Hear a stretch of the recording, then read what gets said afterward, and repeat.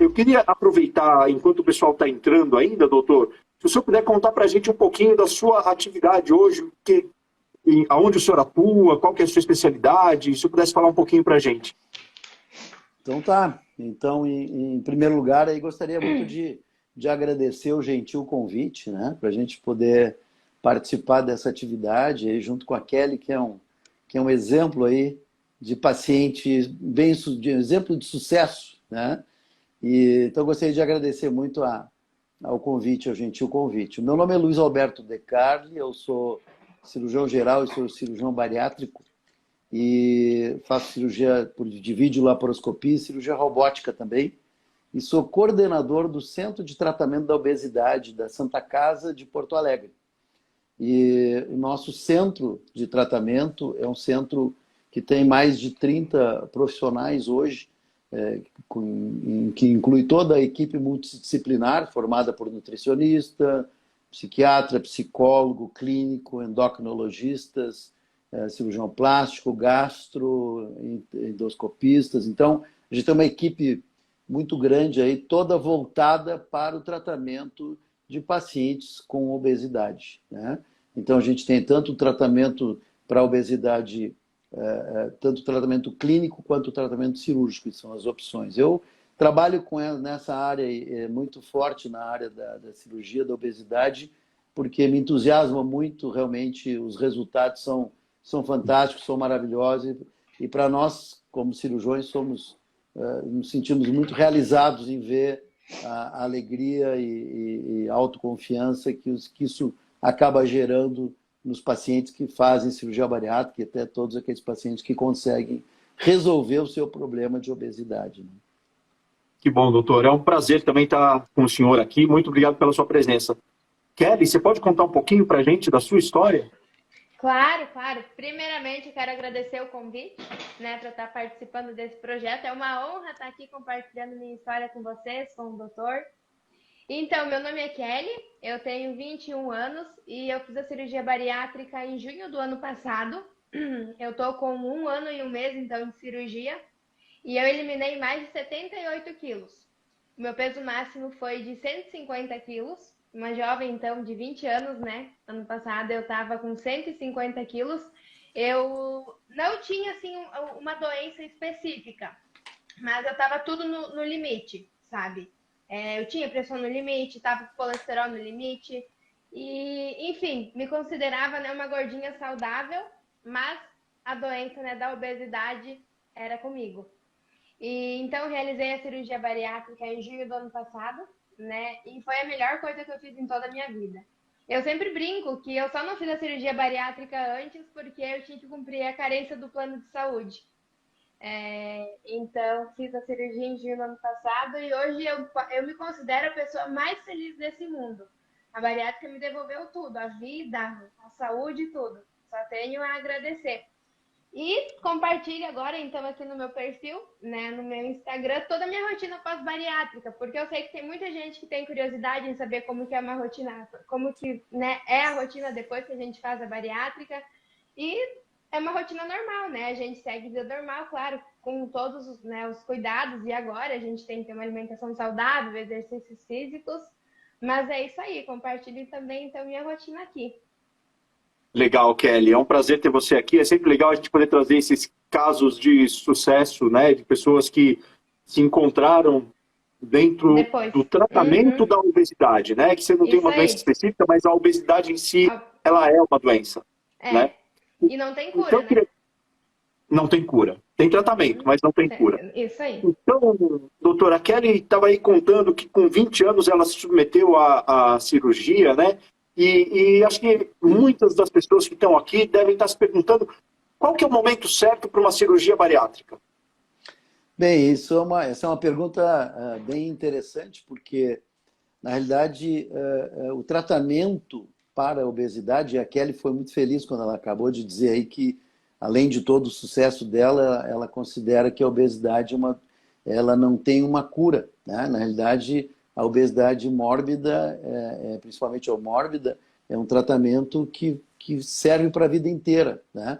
Então, assim, se inicia com tratamento clínico, né? Então, pacientes que são obesos, iniciam com tratamento clínico, então aí passa por tratamento com dieta, com avaliação com endocrinologista para ver se o paciente tem alguma alteração hormonal, muitas vezes pode ter alterações de tireoide que podem alterar realmente o peso, né? Então muitas vezes o tratamento pode resolver só com tratamento clínico.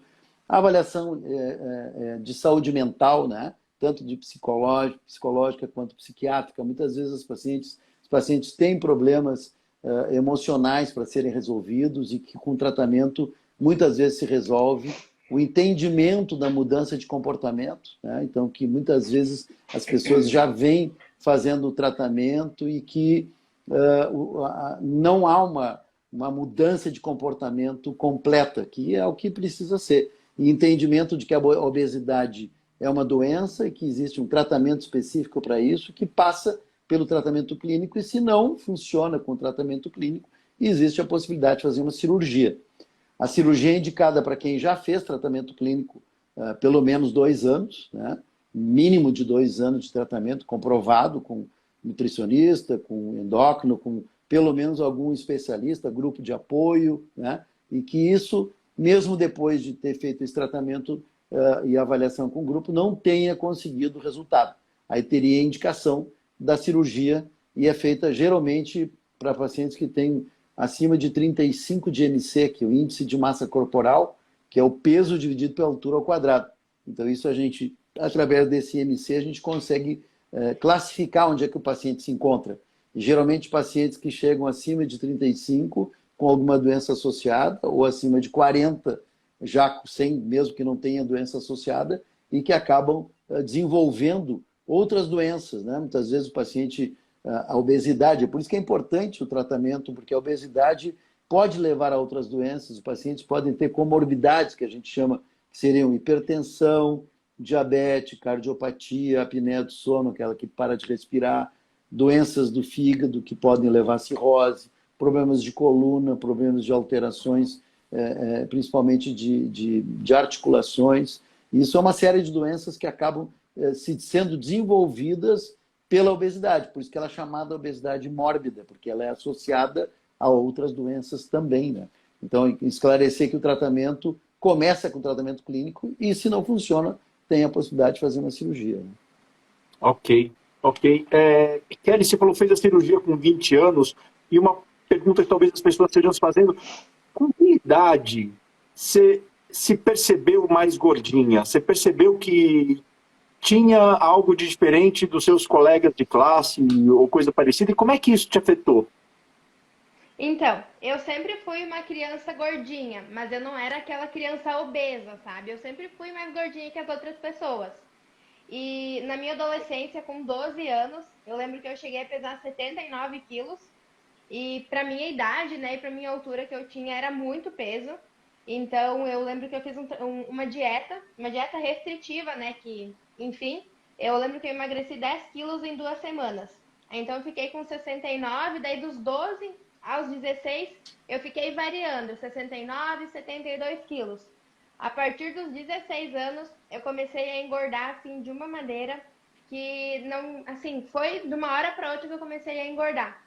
Eu tentei, né, procurei nutricionistas, fiz acompanhamento com nutricionistas, mas eu até emagrecia quando eu estava fazendo, né, o acompanhamento. E quando eu parava de, enfim, né, com esse acompanhamento, eu engordava tudo de novo e mais um pouco. Em 2019, então, quando eu tinha 18, eu cheguei a pesar 135 quilos. Aquele tinha sido o meu auge, sabe? Eu nunca tinha chegado a um peso tão elevado.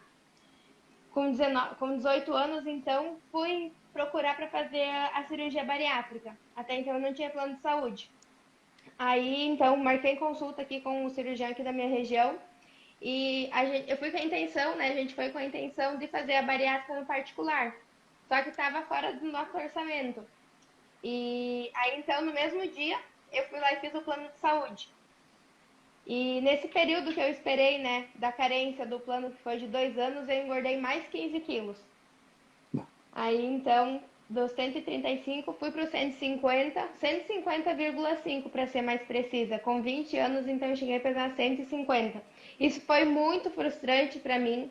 A obesidade me tirou muita coisa, coisa que a gente, né, é acostumado a fazer no dia a dia, eu não conseguia mais fazer. Só que eu sabia que eu ia conseguir mudar. Eu sempre tive o pensamento positivo de que eu ia sair daquela ali, eu ia ter uma vida normal como as outras pessoas, né? Viver bem, ter uma saúde em dia. E foi isso que a bariátrica me devolveu.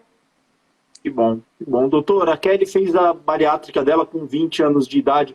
Existe um limite de idade entre o mínimo necessário e o máximo, onde não se recomenda mais a cirurgia? Existe sim, existe por lei, né, legalmente, ela hoje pode ser feita a partir dos 16 anos, né? E, então, dos 16 até os 65, 70 anos, não que não possa ser feita com 70 anos, né? Porque algumas vezes os pacientes já têm alguma doença incapacitante, do tipo assim, não conseguem mais nem se movimentar, né? Então, o paciente tem 70 anos e não consegue se movimentar. Se ele tem condição clínica para fazer uma cirurgia, ele tem indicação de fazer a cirurgia, e isso vai ser avaliado pela equipe multidisciplinar, para ver se o paciente realmente vai ter a melhor condição para fazer o procedimento e fazer o procedimento com a maior segurança possível, né? Então, assim, o limite é esse, a partir de 16. Em São Paulo tem já um novo serviço fazendo em adolescentes, né? Pacientes com 14, 15 anos, porque isso é um problema realmente de saúde pública, né? A obesidade é uma epidemia mundial e começa lá com pacientes que muitas vezes têm, com 12 anos de idade, já tem 10 anos de idade, estão com 120 quilos. Então, imagina que situação difícil também para serem resolvidos já desde o início, lá com várias alterações. Então, existem serviços, aqui a própria Santa Casa, o hospital aqui, o Santo Antônio, que é o de cirurgia pediátrica ali, de clínica pediátrica, está montando um grupo de atendimento para pacientes adolescentes. Então, infanto-juvenil, inclui tanto 10, 12 anos até os 16 anos, e são avaliados pelo pediatra, endocrinologista pediátrico, psicólogo pediátrico, tem tratamento específico para eles, né? Não que sejam todos vão para a cirurgia, não. Esses vão ser avaliados e vão ser conduzidos para que seja feito o melhor tratamento para eles, né? Ok, muito bem. Kelly, eu fico imaginando que muitas pessoas com quadros de obesidade conectam com quadros de depressão, por a questão do psicológico ser muito afetado dentro dos quadros de obesidade. Você chegou a enfrentar alguma coisa desse tipo?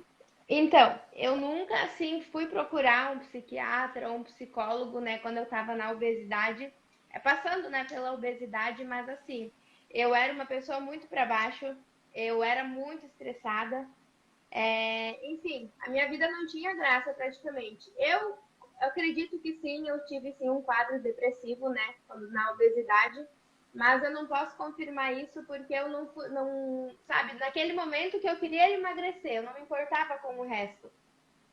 E assim, até agora, às vezes eu fico pensando em buscar o que de fato me levou a engordar, né, toda essa quantidade, porque eu engordei mais que o dobro de mim.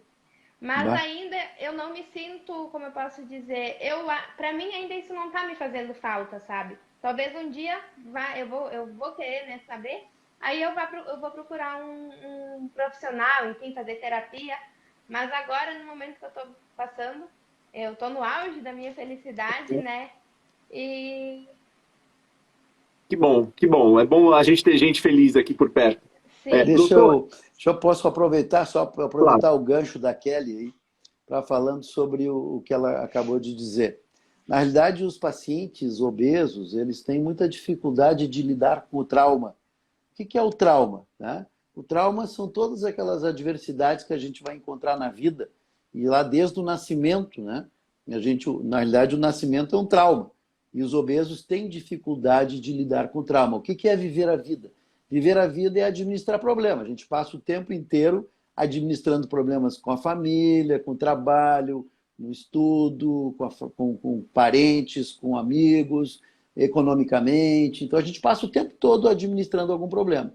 Então, os obesos têm dificuldade quando encontram algum trauma desses ao longo da sua vida e acabam migrando para a comida. Então, realmente faz muita diferença para o paciente, é por isso que é considerada a obesidade uma doença crônica, porque a cabecinha do paciente obeso, mesmo magro, ele pode reengordar no futuro se ele tiver um trauma, né? E que ele não souber administrar adequadamente, ele acaba migrando para a comida.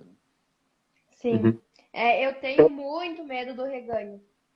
Eu, assim, agora eu sei que eu vou fazer o possível e o impossível para não ter, né, esse reganho. Mas talvez um dia eu vá sim procurar, né, para saber o que de fato me levou a engordar, para consertar esse trauma, né?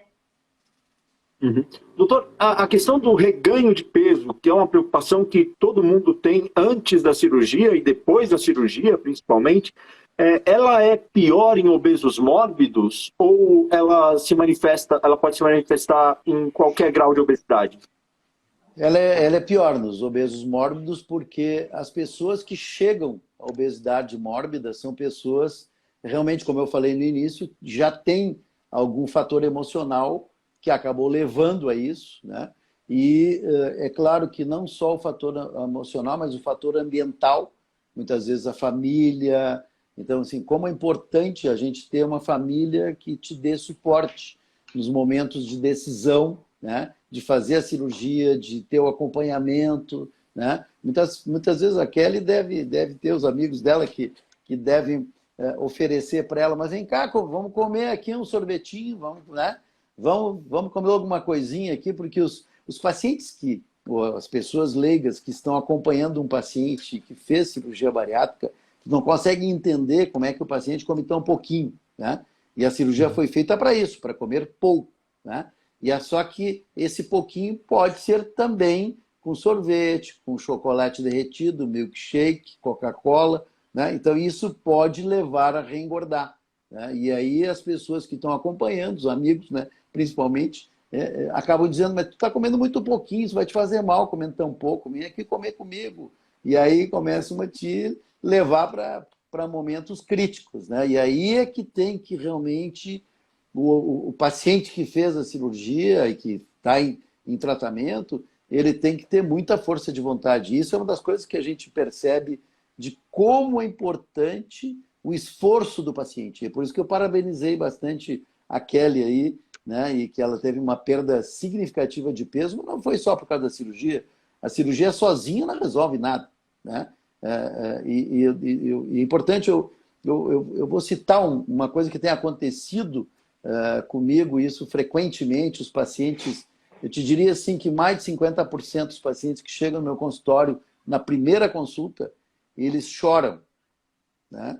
Então eles choram porque ele não consegue emagrecer, ele já fez vários tratamentos, não conseguiu emagrecer, tá ruim, a qualidade de vida dele é péssima, ele não consegue, muitas vezes tem filhos, não consegue brincar com seus filhos, né? Não consegue ter qualidade de vida, né?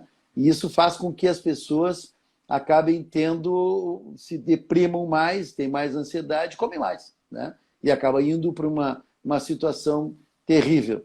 E os resultados que a gente tem visto com o tratamento e principalmente com a questão da cirurgia fazem com que a gente se estimule muito quando a gente vê o resultado, né? E desses pacientes que tiveram o resultado, como a Kelly, por exemplo, né? Que teve um resultado maravilhoso, aí autoestima maravilhosa, estimulada para ser feliz, estimulada para o convívio social, estimulada, olha o que é a Kelly hoje, aí, o que tem de amigo em volta aí, né? E que fez com que ela fosse uma outra pessoa, né? Então, é realmente a mudança de comportamento que é fundamental, né? E isso fez com que ela seja uma pessoa feliz hoje. Só que se realmente ela não for esforçada, né, e ela continuar nesse ritmo de engajamento, de esforço, ela corre o risco de, no futuro, reengordar. E este é o grande problema e é uma das coisas que a gente procura sempre salientar com os pacientes operados. Aquele primeiro ano, entre o primeiro e o segundo ano de operados, é a lua de mel. A gente brinca de lua de mel porque realmente o paciente está muito feliz. Mas ele, depois de 1 ano, 2, ele pode ter o reganho secundário a retorno às atividades que ele fazia antes de operar. Né? Então, assim, muitas vezes o paciente desiste de fazer atividade física, começa a comer errado. Então, existe o risco de reengordar mesmo com o estômago pequenininho. É só comer errado, né? Sim. Kelly, já tem 1 ano e meio da sua cirurgia. Você acha que você já chegou no peso ideal? Você tem alguma meta sobre isso? Como é que você está trabalhando essa questão? Eu tô com 1 ano e 1 mês de Ah, cirurgia. tá. E falta 4 quilos para mim atingir minha meta. Eu preciso ficar Olha com aí, que legal. 68. Hoje eu tô com 71.900. Que maravilha. E E, pretendo essa e foi. como é que você está? E como é que você está trabalhando isso? É só dieta, exercício? Qual que é a questão aí? Eu sigo a alimentação saudável, né, que a Nutri me passou, e exercícios físicos diariamente. Eu faço academia, né, dou prioridade para musculação Uhum. e diariamente. Que bom, que bom. Doutor, qual que é o percentual de perda de peso que se pode esperar de uma cirurgia bariátrica? E algumas pessoas começaram a perguntar aqui já que elas têm muito medo da cirurgia. E eu já ouvi falar que a cirurgia é menos perigosa do que a obesidade. Como é que o senhor explica isso Sem para gente? dúvida. Bom, em relação à perda de peso, a gente usa muito um termo chamado excesso de peso. Né? Então, considera-se que, como a Kelly, que tinha 150, hoje está com 70, perdeu 78. Se a gente for considerar que ela está chegando muito próximo do peso dela, ela atingiu praticamente 100% da perda de excesso de peso. Tá? Uhum. Então, isso é um sucesso absoluto. Se espera, muitas vezes, que o paciente possa perder até 80% do excesso de peso. Tá? E isso realmente é uma das coisas que fazem com que a gente tenha esse acompanhamento ao longo do tempo. Que tu me perguntou? Qual é a segunda? Sobre o risco da cirurgia. Muito bem. Eu acho que isso é um dado extremamente importante para a gente esclarecer para os pacientes, né? Assim, quando a gente fala em cirurgia e quando se fala em obesidade mórbida, foi feito um estudo muito interessante ao longo de 10 anos dos pacientes. Foi dividido um grupo de pacientes que não fizeram cirurgia e outro grupo de pacientes que fizeram cirurgia. Então, ao longo, e foi acompanhado por 10 anos, e aí se teve, naquele grupo que foi operado, um índice de mortalidade de 0,01%. Quer dizer, é o mesmo índice que hoje alguém vai fazer uma cirurgia de vesícula, de apendicite, um paciente que é obeso mórbido vai fazer uma cirurgia de apendicite, ele tem 0,01% de mortalidade. Então é muito parecida com qualquer outra cirurgia que ele vai fazer. E aqueles pacientes que não fizeram cirurgia, que eram obesos mórbidos, eles tiveram ao longo de 10 anos um desenvolvimento de mais doenças, eles ficaram mais cardiopatas, ficaram diabéticos, ficaram com uma série de alterações e tiveram 30% de mortalidade. Então, naquele grupo que foi operado, tiveram 0,01%. E daquele grupo não operado, tiveram 30% de morte. Então, é assustador, né? Realmente, o paciente paradinho em casa, obeso mórbido, não significa que ele não tenha risco de ter uma morte súbita. É assustador, mas é real. Nesse caso, Kelly, acho que as pessoas se inspiram muito em exemplos. Você é um bom exemplo. Como é que tem sido a sua vida de influenciar pessoas, de ser uma influenciadora, de fazer com que as pessoas acompanhem o seu ritmo de vida? Então, eu nunca sonhei, né? Nunca me passava pela cabeça que um dia eu ia poder conseguir, né, influenciar tantas pessoas.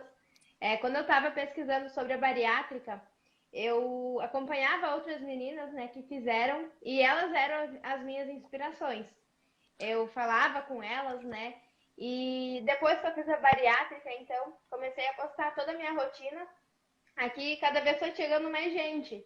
E ter, né, como não é enfim, o poder, é a honra, né, de poder influenciar essas pessoas é maravilhoso.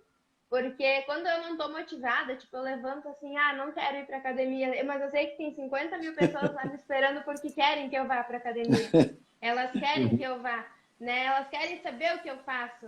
Então, é muito gratificante, sabe? que eu tenho só para falar é sentimento de gratidão, porque eu nunca imaginei que hoje eu estaria aqui. Eu não imaginei também que eu ia conseguir emagrecer tudo que eu emagreci, né? Mas só agradecer mesmo. Uhum. Doutor, na questão da cirurgia, existe algum pré-requisito básico para que a pessoa se candidate a uma cirurgia? E existe, pelo outro lado, algum impeditivo para a cirurgia? Antes de mais nada, eu só gostaria de complementar o que a Kelly falou, mais uma vez, parabenizar ela, porque ela é um exemplo de sucesso e que estimula muito as pessoas que estão indecisas, né? E realmente as pessoas que estão ainda sem saber exatamente o que fazer, né? E estão definidos através de um exemplo como o da Kelly. Aí. Meus parabéns. Parabéns, Muito Kelly. obrigada, muito obrigada.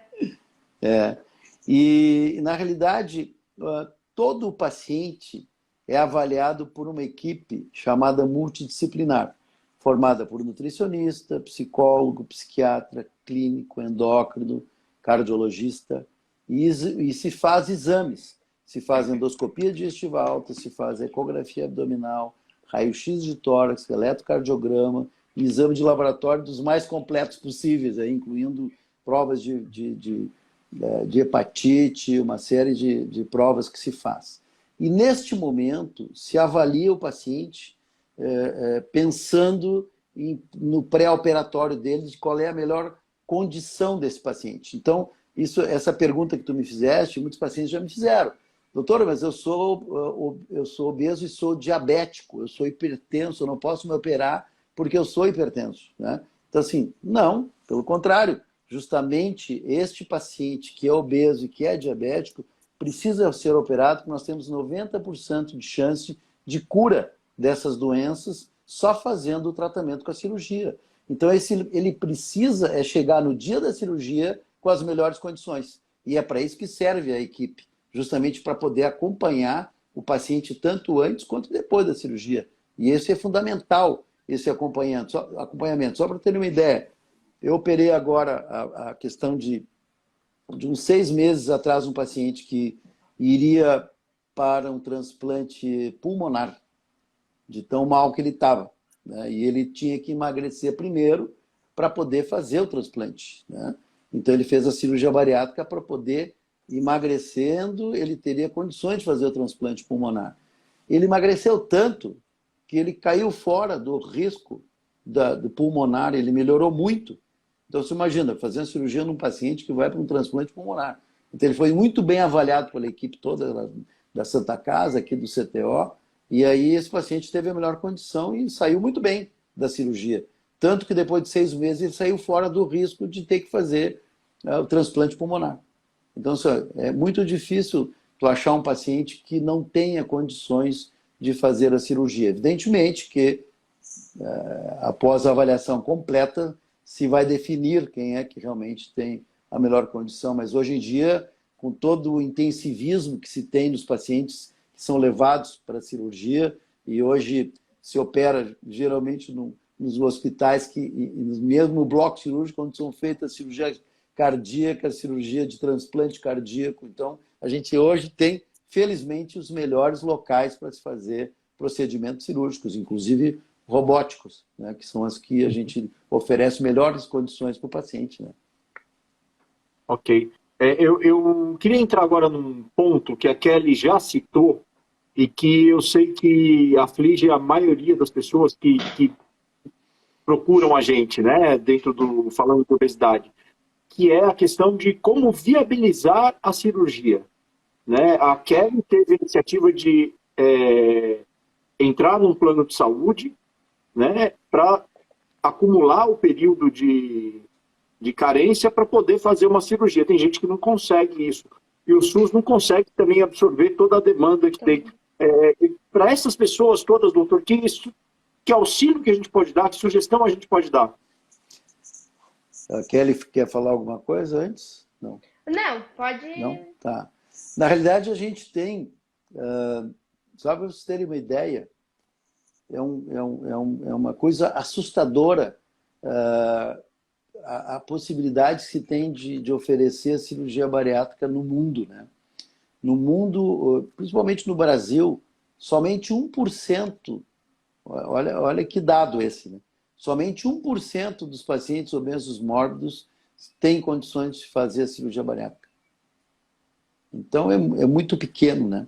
Justamente porque nós não temos, na saúde pública, infelizmente, a opção para todos os pacientes fazerem pelo SUS, né?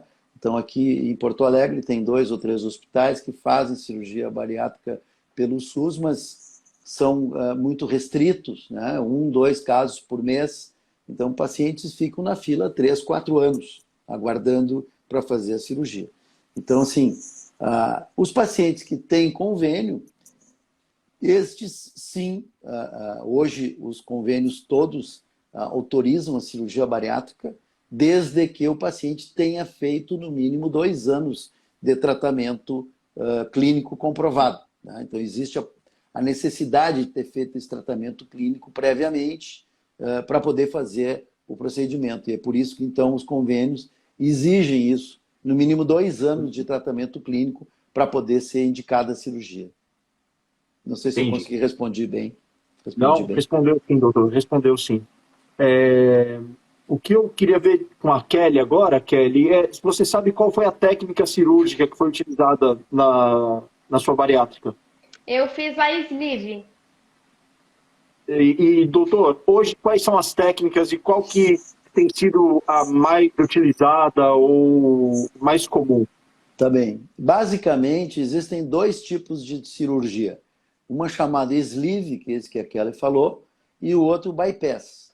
O que significa isso? Todo paciente que decide operar é aquele paciente que tem muita dificuldade de se alimentar pouquinho, porque qualquer tratamento com dieta hipocalórica, o paciente vai ter que comer pouquinho, e ele tendo um estômago grande, ele fica com fome.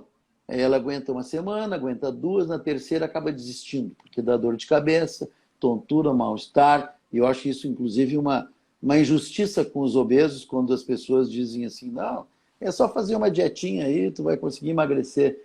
E a gente sabe que depois de obesidade mórbida, o paciente não consegue mais emagrecer somente fazendo uma dietinha desse tipo, porque ele sofre muito. Então, eu acho uma injustiça quando se fala esse tipo de coisa. Então, existe a possibilidade de, reduzindo o tamanho do estômago, a pessoa conseguir comer menos, aí aquele alimento vai entrar no estômago e a pessoa vai ficar satisfeita comendo menos. Vai ter saciedade. E essa saciedade faz com que ela não precise comer mais, ela vai ter fome, ela continua tendo fome, como todas as pessoas têm. Só que ela consegue comer pouquinho e vai ficar satisfeita. À medida que ela come pouquinho e fica satisfeita, ela vai emagrecendo ao longo de 1 ano todo o excesso de peso, assim como a Kelly mesmo demonstrou. E a primeira cirurgia mais conhecida no mundo foi o bypass. Ela é de 1950, por aí. Então, de lá para cá, esse bypass ele foi difundido no mundo inteiro e ele se faz uma redução do estômago, se deixa o estômago pequeno e faz um desvio com o intestino, né? Fazendo que ela seja uma cirurgia mista. De um lado a gente reduz o estômago e de outro lado a gente, desviando o caminho do alimento, não vai absorver tudo que come. Então é mista, é um pouco restritiva e um pouco desabsortiva. A cirurgia de sleeve ela é absolutamente restritiva. A gente reduz o tamanho do estômago, fazendo com que as pessoas possam comer pouquinho e ficar satisfeitas também. As vantagens e desvantagens de uma e outra. O sleeve surgiu mais difundidamente no mundo a partir do ano 2000. Então ela é nova, faz 20 anos que ela começou aqui. Eu tenho a honra, o orgulho de ser um dos primeiros a fazer, acho que foi o primeiro a fazer sleeve aqui no Sul, no ano 2000. Né? E aí a gente, só para vocês terem uma ideia, que essa cirurgia ela é tão efetiva quanto a cirurgia de bypass, né, em termos de perda de peso, e que o bypass ele tem alguns inconvenientes. Né? Então, tudo na vida é assim, né? Tem coisas boas e coisas ruins. Né? Então, assim, no sleeve a gente vai ter a possibilidade de emagrecer, tanto quanto no bypass, né? E o sleeve, ele pode deixar a pessoa com um pouco mais de refluxo. Aquela refluxo que dá um pouco mais de azia, mas para isso tem tratamento também. O bypass, ele é indicado também para emagrecer, mas ele faz com que ao longo do tempo o paciente possa perder um pouco mais de vitaminas, de cálcio, de ferro, dar um pouco mais de anemia a longo prazo, né? Então isso fez com que o sleeve começasse a ser mais difundido no mundo inteiro. Só para vocês terem uma ideia, hoje nos Estados Unidos, mais de 50% das cirurgias feitas nos Estados Unidos é de sleeve. Então, assim, sobra o bypass e outras cirurgias, né? Então, assim, certamente hoje nos Estados Unidos se faz mais sleeve do que bypass. E no Brasil é meio a meio. Então, eu te diria que ainda não tem uma necessidade, uma tendência maior para uma, maior ainda é para o bypass, né? Mas os resultados realmente são fantásticos. E a gente indica muito o bypass para paciente diabético, que vai ter um resultado melhor com o bypass, e principalmente para pacientes que já têm alguma doença do refluxo e que vão melhorar fazendo a cirurgia de bypass do que do sleeve propriamente dito. Tem que ser avaliado, o paciente vai ser avaliado por toda a equipe para poder decidir isso, né? São 3 coisas que estão perguntando para a gente aqui na nossa live, né? Primeiro era justamente sobre uso de vitaminas, se a gente tem que tomar vitamina para o resto da vida, a flacidez de pele, como é que a gente resolve essa questão de flacidez, e a outra era má absorção, né, que tem a ver com as vitaminas. Você está tomando alguma vitamina, Kelly? Você tem algum acompanhamento nesse sentido? Tenho sim. Eu tenho, né, acompanhamento de 6 em 6 meses, eu consulto com o endócrino e o meu cirurgião. Então a gente faz exames, né, a cada 6 meses para ver como que tá as vitaminas. Inclusive eu fiz agora em junho e estavam todas ok, né? Eu sigo tomando multivitamínico, né, de vitaminas A a Z. Somente esse eu tomo e uma vitamina específica para o cabelo, que eu perdi bastante cabelo também depois que eu fiz a bariátrica. Mas assim, minhas vitaminas estão todas ok, não tô com deficiência de vitamina, né? Tá bem regulada, mas tem que continuar tomando. Sim. E por que as pessoas perdem o cabelo, doutor? Isso que eu Bom, ia pedir. olha, existe uma explicação para isso, que é a seguinte. Basicamente, são dois fatores. Um deles seria o trauma, né? O organismo entende o emagrecimento como uma perda, né, de peso e como um trauma de que a pessoa está emagrecendo, e o organismo entende, eu vou morrer. Porque eu estou perdendo peso, vou morrer, né? E aí começa a cair cabelo. É uma forma de demonstração de trauma. Então é muito interessante isso. Então, os primeiros 2, 3 meses pode haver essa queda maior, mas eu já aviso a quem está interessado em fazer cirurgia bariátrica que ninguém fica careca. Tá? E só perde nesses primeiros 2, 3 meses, depois recupera tudo de novo. Né? E eu não fiz cirurgia bariátrica, eu sou careca sim, mas não foi por causa da bariátrica. E a outra é por falta de algum componente, né? Por isso é que a Kelly, tu vê que a Kelly é um exemplo mesmo, né? Tu vê que ela, além de ser um exemplo de sucesso, ela está demonstrando para as pessoas que estão ouvindo o que ela faz. Ela volta no endocrinologista, volta no cirurgião, faz exames, né? E ela provavelmente está se alimentando bem. Porque qual é o grande problema da cirurgia bariátrica? Tu vai comer pouquinho. Então, para comer pouquinho, o que aconteceria se eu passasse o dia inteiro tomando água? Se eu tomar água agora, eu vou encher aquele pouquinho e vou ficar satisfeito, não preciso comer mais nada. Aí daqui a 3 horas eu tenho fome de novo, tomo mais uma aguinha, enche o estômago. O que vai acontecer? Eu passo o dia inteiro sem comer nada, tomo só água. Aí o que acontece no final do mês? Vou ficar desnutrido. Né? Então, eu tenho que comer, estou fazendo uma caricatura assim para poder entender, né? Que eu tenho que comer pouquinho, mas com qualidade. Então, a alimentação da Kelly é com qualidade. Tanto que ela está comendo pouquinho, e isso está refletindo nos resultados dos exames dela. Provavelmente a vitaminas B, vitamina B12, vitamina D de dado, cálcio, isso está dando tudo normal. Ela não tem anemia, provavelmente também, não só pela cirurgia, mas principalmente porque ela está conseguindo se alimentar bem. Então, se tu conseguir se alimentar bem, e aí entra o papel da nutricionista como um papel extremamente importante para orientar a pessoa que está voltando a se alimentar com pequenos volumes, como é que ela tem que fazer? Ela tem que comer com qualidade, ela vai comer proteína, tem que comer frutas, verduras, legumes. As pessoas que comem, que fazem bariátrica, elas não têm nenhuma restrição. Essa história de que a gente ouve falar, não, o paciente vomita muito, vomita muito. Bom, vomita se comer mais do que deve, né? Aí não vai caber mesmo, né? Não vai. Né? Mas as pessoas realmente que comem pouquinho e com qualidade não vão ter problema ao longo E da vida. basta esses vitamínicos, polivitamínicos de A a Z, ou existe algum mineral, alguma vitamina que se manifesta maior a deficiência? Geralmente a vitamina B12 é uma das que mais tem a tendência de cair, né?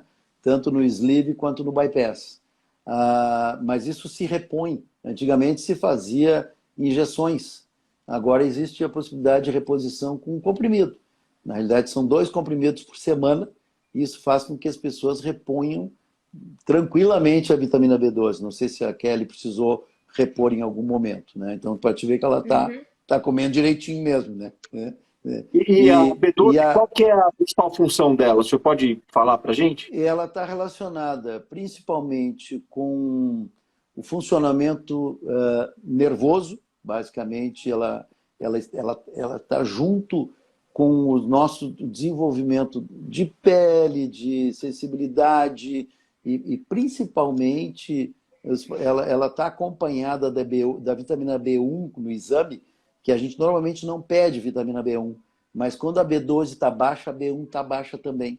Então a gente acaba não pedindo e trata as duas juntas, né? E o que acontece com a B1? As pessoas podem ficar um pouco mais esquecidas, né? Então ela pode ter mais sonolência. Então existem alguns efeitos da vitamina B12 e da vitamina B1 que são relacionadas com algumas alterações nervosas. E isso pode, realmente, se a pessoa não corrigir isso adequadamente, pode ter problema ao longo do tempo, né? Por isso que tem que estar fazendo exames, aí como a Kelly mesmo já falou. Isso, até o primeiro ano, a gente faz exames a cada 2, 3 meses, vai repetindo os exames a cada 2, 3 meses, né?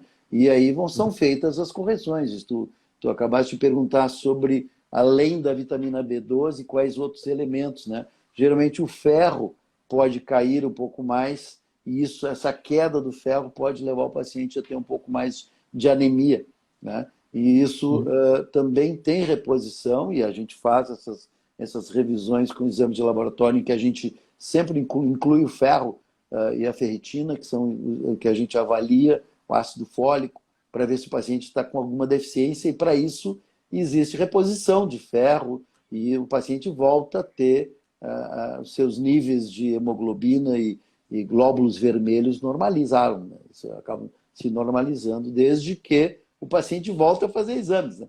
Então também não adianta o cara operar, faz uma cirurgia e desaparecer e não fazer mais exames. Então ele pode ter problemas sérios se ele não fizer acompanhamento, né? Legal. Kelly, eu tinha perguntado agora sobre a questão da flacidez. Eu vi acompanhando várias influenciadoras, né, por aí, e todas elas trazem essa questão da flacidez como algo que para algumas é absolutamente natural e aceitável, enquanto para outras que buscam aquela perfeição da cirurgia plástica, etc. E tal. Como é que você tem lidado com isso? Então, eu tenho sim bastante flacidez, né? Eu cheguei a pesar 150 quilos, então é praticamente impossível não ficar com flacidez. E assim, eu trato a flacidez como ela sendo marcas da minha história. Eu pretendo sim fazer, né, a cirurgia para retirada de pele.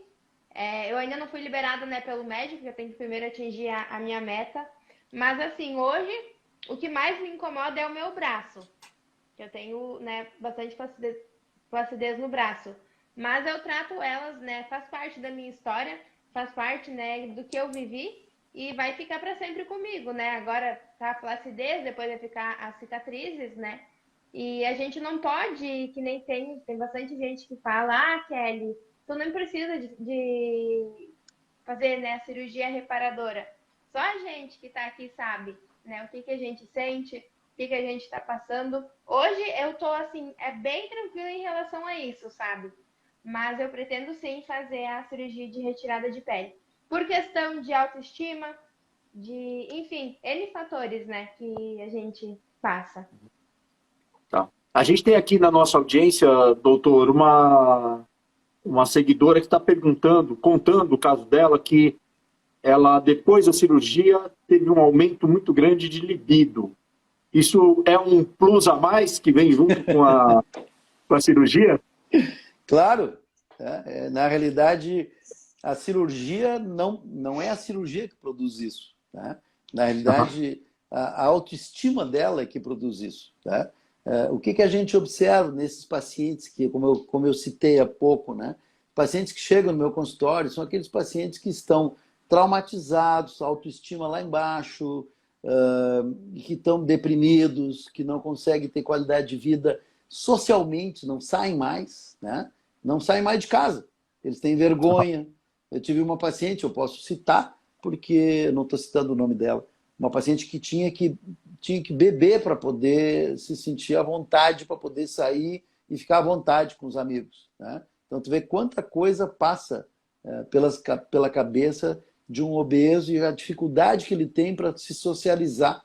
E no momento que ele consegue ter autoestima, ele consegue se sentir bem, ele se sente forte para poder ser feliz, ser notado, não como aquele ponto de referência lá, né? Mas sim, principalmente, ele se sentindo bem, socialmente bem, se sentindo procurado. Isso o que acontece? Certamente com uma autoestima dessa, vai namorar mais, né? vai se sentir mais atraído, vai se sentir melhor, vai poder atrair mais, vai querer sair de casa. Né? Então, acaba tendo uma coisa que ela é consequência, né, do resultado da cirurgia. Mas não é que a cirurgia vai ter algum efeito hormonal especificamente nisso, né? Mas principalmente o resultado da pessoa está feliz, né? Ela está feliz e vai namorar. Sai para a rua. Legal. Kelly, como é que foi o seu pós-operatório? Porque a gente tem uma brincadeira aqui que uma semana depois da cirurgia a pessoa está desesperada, só que 2 meses depois ela está exuberante, feliz. Como é que foi o seu pós-operatório? Assim, o meu pós-operatório foi muito tranquilo. Em questão, assim, em questão de dor, eu nunca tive dor. Né? Eu tinha ali nos 3, 4 primeiros dias um desconforto por gases, né? Mas enquanto eu caminhava, passava. A gente eliminava os gases. Mas depois de uns 4, digo uma semana, 7, 8 dias de cirurgia, bateu sim um arrependimento. Porque ver as outras pessoas comendo e a gente não poder comer, né, é uma sensação muito frustrante, porque a gente opera o estômago, né? A cabeça continua daquela pessoa obesa que há 2 meses atrás, 1 mês atrás, estava comendo que nem uma louca.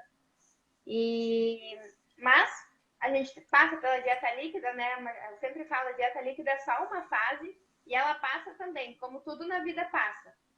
Então, né, ali com 7, 8 dias me arrependi de ter feito e bateu sim, assim, aquela tristeza, sabe? Porque, meu Deus, será que eu nunca mais vou poder comer comer comida normal? Mas quando entrou na dieta pastosa, só foi. Aí, na dieta líquida, né, a recompensa era cada subida na balança. Por enquanto, cada vez que a gente subia na balança, tinha ali 2, 3 quilos, né, a menos. Então, isso era o que dava mais motivação pra gente querer mais e mais e continuar na líquida. Mas eu fiz 15 dias de líquida. Esses 15 dias parece que foram 1 mês, assim. Foi bem demorado. E a questão também de que a gente comer, né, de 1 em 1 hora e a gente tá cheio e tem que tomar, né, o líquido de novo. Mas passou. Que bom, que bom. Doutor, o senhor tem uma mensagem, que a gente está chegando perto do final já, para essas pessoas que entraram aqui na nossa conversa, que estão acompanhando a gente e que ainda têm receio de fazer ou não fazer uma cirurgia? Queria que o senhor pudesse falar para essas pessoas um apoio sobre fazer ou não. Eu acho que, na realidade, a gente não indica a cirurgia especificamente para todos os pacientes que chegam no meu consultório. Geralmente, as pessoas que chegam no meu consultório é que vêm decididas a fazer, e isso passa por um processo, né? E a Kelly também passou por esse processo, né? E é um processo de amadurecimento da ideia, né? Então, acho que existe a necessidade, realmente, das pessoas fazerem tratamento clínico inicialmente, fazerem tratamento claro, com pessoas profissionais adequados, principalmente endocrinologista, nutricionista, né?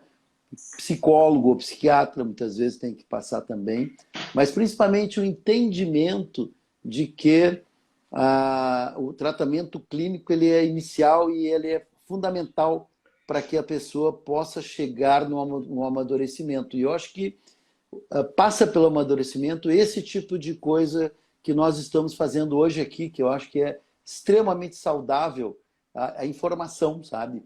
Quanto mais informações o paciente tiver sobre o que é a cirurgia bariátrica, quais são os resultados, o que eu vou ter de retorno, o que eu vou ter de problemas, o que eu vou ter de acompanhamento, o que eu preciso fazer, e isso faz com que a pessoa se sinta mais segura. Olha, espera um pouquinho, eu estou vendo lá que o doutor me explicou que o negócio não é tão complicado assim, é mais tranquilo do que eu imaginava. Às vezes as pessoas começam a fazer um bicho de 7 cabeças também, né? Porque não tem informação. E hoje a gente, na internet, a gente procura e acha o que a gente quer. Mas eu acho que esse tipo de atividade que nós estamos fazendo aqui, e que ela é realmente muito promissora do ponto de vista de informação adequada para o paciente, isso vai fazer com que ele se sinta mais seguro para poder decidir. E a gente tem feito esse tipo de trabalho, tem um site também onde a gente faz esse tipo de trabalho, lá no próprio CTO, o nosso Centro de Tratamento da Obesidade, a gente faz reuniões online, onde a gente tem essa apresentação de como é que as coisas funcionam, e isso tudo traz segurança para o paciente. E isso ajuda ele a decidir. E a Kelly, aí, com esse exemplo de sucesso dela, aí, mostrando que ela se cuidou e se foi adequada em todo o seu desenvolvimento, teve todo esse retorno que é o que a gente mais espera. Porque não adianta também eu dizer para o paciente, olha, Kelly, tu tem que fazer a avaliação lá, não te esquece de ir no endócrino e tal, e ela não vai, né?